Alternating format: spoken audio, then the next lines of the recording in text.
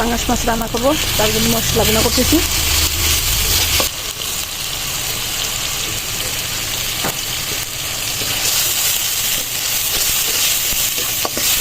মশলাটা ভালোভাবে কষিয়ে নিই, তারপর মাছ দিব। এখন রান্না করতেছি আমি পদ্মা নদীর পাঙাশ মাছ, বড় 8 কেজি ওজনের পাঙাশ মাছ। মশলা কষাচ্ছি, এরপর মাছটা দিয়ে দেবো। মাছগুলো আমি দিয়ে দিচ্ছি। পদ্মা নদীর পাঙাশ মাছ খুব টেস্ট।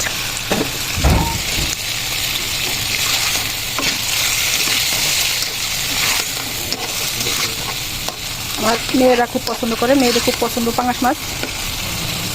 মাছটা ভালোভাবে কষানো হয়ে গেলে সামান্য পানি দিব সিদ্ধর জন্য।